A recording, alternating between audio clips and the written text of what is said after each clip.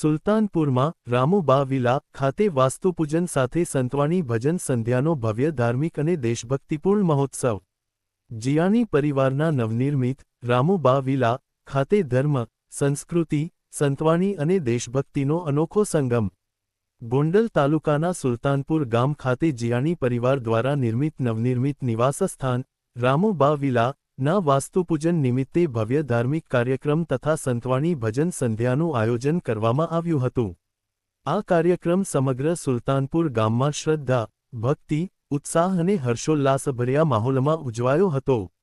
ગામમાં જાણે ધાર્મિક ઉત્સવ જેવી લાગણી સર્જાઈ હતી અને દરેક વર્ગના લોકો મોટી સંખ્યામાં ઉપસ્થિત રહ્યા હતા।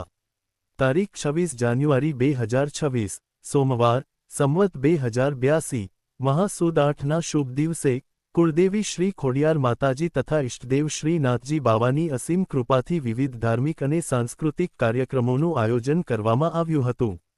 આ વિશેષ પ્રસંગે રાજેશભાઈ વજુભાઈ જીયાણીના નિવાસસ્થાને વાસ્તુપૂજનનું મંગલ આયોજન કરવામાં આવ્યું હતું। વાસ્તુપૂજન કાર્યક્રમની શરૂઆત સવારે 8 વાગ્યા કલાકે હેમાદ્રી વિધિથી કરવામાં આવી હતી।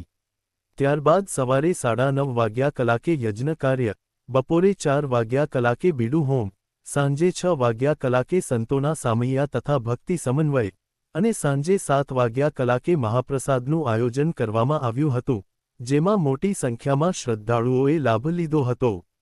રાત્રે 8:30 વાગ્યા કલાકે ભવ્ય સંતવાણી અને ભજન સંધ્યા યોજાઈ હતી।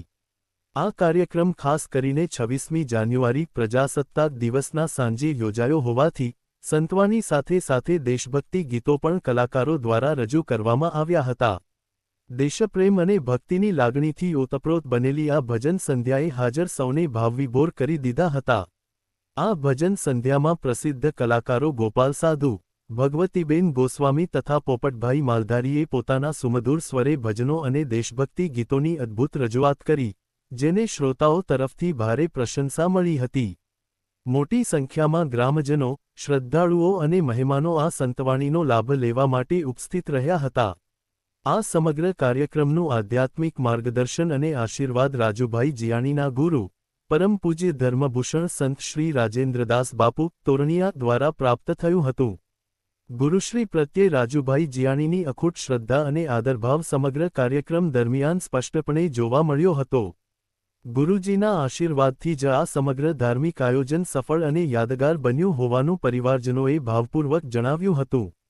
આ ઉપરાંત આ પ્રસંગે પરમ પૂજ્ય શ્રી ધર્મભૂષણ સંત શ્રી રાજેન્દ્રદાસ બાપુ તોરણિયા, મહાદેવગીરી ખોડિયાર આશ્રમ, ભવનાથ જૂનાગઢ, કનૈયાગીરી હનુમાનધારા આશ્રમ, વિછિયા, કૌશલદાસ રામટેકરી, ભવનાથ જૂનાગઢ અને જયેશદાદા શાસ્ત્રી કથાકાર, જંગરવાડા ખાસ ઉપસ્થિત રહ્યા હતા।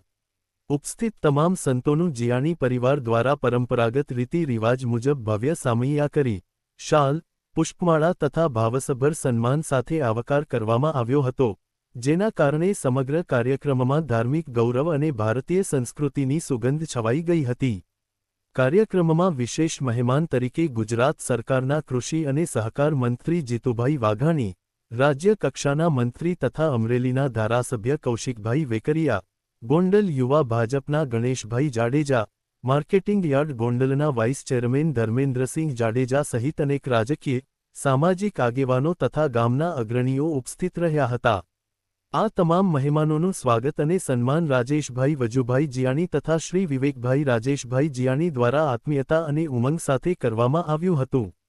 રાજુભાઈ જીયાણીને પોતાના વતન સુલતાનપુર પ્રત્યે વિશેષ લાગણી હોવાથી પોતાના નવા નિવાસસ્થાનના વાસ્તુ પ્રસંગે વતનમાં જ આ ભવ્ય ધાર્મિક, સાંસ્કૃતિક અને દેશભક્તિપૂર્ણ કાર્યક્રમનું આયોજન કરી ગામ પ્રત્યેનો પ્રેમ અને લગાવ વ્યક્ત કર્યો હતો। અંતમાં સમગ્ર જીયાણી પરિવાર દ્વારા ઉપસ્થિત તમામ સંતો, મહેમાનો, આગેવાનો, કલાકારો તથા ગ્રામજનોનો હાર્દિક આભાર વ્યક્ત કરવામાં આવ્યો હતો। બહોળી સંખ્યામાં લોકોએ હાજરી આપી કાર્યક્રમને સફળ, ભવ્ય અને સ્મરણીય બનાવ્યો હતો। રિપોર્ટર કમલેશ રાવરાણી, સુલતાનપુર।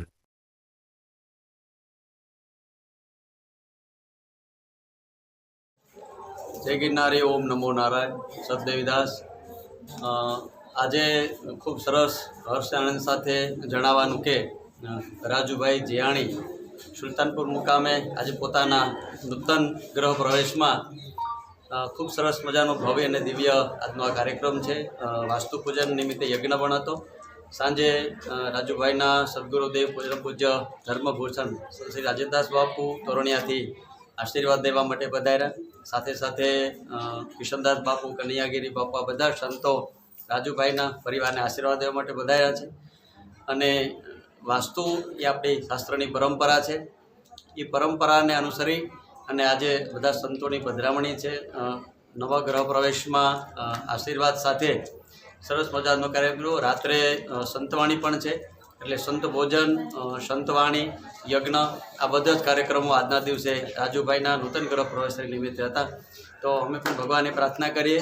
પૂજ્ય રાધેશ બાપુ પણ એમના શિષ્ય એટલે રાજુભાઈને આશીર્વાદ આપે છે. અને આજ તો મોટું પર્વ છે આપણું 26 જાન્યુઆરી, એટલે આજે આપણો દેશને બહુ મોટું ગૌરવ છે કે આ 26મી જાન્યુઆરી એ નિમિત્તે પણ દરેક ભારતવાસીઓને શુભકામના અને રાજુભાઈના પરિવારને પૂજ્ય રાધેશ બાપુ વતી આશીર્વાદ આપીએ છીએ કે આ ઘર ફૂલે ફાલે અને ખૂબ પોતાના જીવનમાં પ્રગતિ કરે.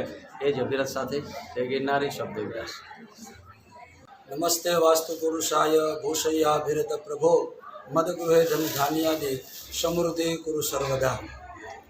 આજે અમારા સુલતાનપુર ગામમાં અમારા રાજેશભાઈ જીયાણીએ કહેવાય છે કે પોતાના ગુરુ કૃપાથી એક સરસ મજાનું ભવન બાંધ્યું. વેદ પરંપરા એવું કહે છે કે કોઈ પણ મકાનમાં કોઈ ગૃહ પ્રવેશ કરે તો 8 પ્રકારના શૈલ્ય મેદીની દોષ કહેવાય, જેને અષ્ટશૈલ્ય મેદીની દોષ કીધા છે. ભવનનું બાંધકામ થાય એ વેળાએ નાની મોટી જીવહિંસા થઈ હોય, કોઈ નાના મોટા પદાર્થોમાં અશુદ્ધિ હોય તો એનું શુદ્ધિકરણ માટે આપણે એક વૈદિક પદ્ધતિ છે કે જે ભગવાને એમ કીધું છે કે વાસ્તુ યજ્ઞ. દેવાધિદેવ મહાદેવે પણ વાસ્તુને ભૂતળ ઉપર મોકલી અને એનો એક ભાગ આપેલો છે. માટે આપણે સૌને એક લાગુ પડે કે કોઈ પણ નવું બાંધકામ થાય, નવું ભવન બંધાય, નવું દેવાલય બંધાય તો એમાં વાસ્તુ કાર્ય હોય છે.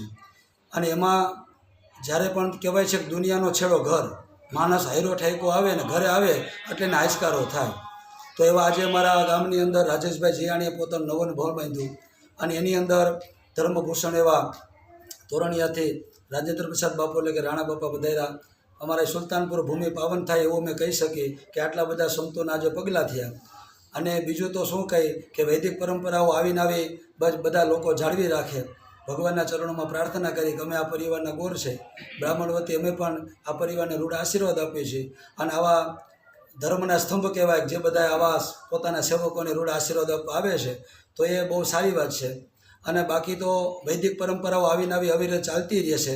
એવું તો પરમાત્માએ આપણને બધાને રૂઢ આશીર્વાદ આપ્યા છે ને એવા સદવિચારો આવા નવા સમાજમાં બની રહે. વાસ્તુ એક એવું કાર્ય છે જેની અંદર પરમાત્માએ યજ્ઞના માધ્યમથી આપણને એક સારો રસ્તો બતાવ્યો છે. માણસ સારો વિચારવાન બને, સત્કાર્યો કરે, 5 આંગળીએ પુણ્ય કરે. અને યજ્ઞ એ વિશ્વ કલ્યાણની ભાવનાનું પણ કાર્ય છે.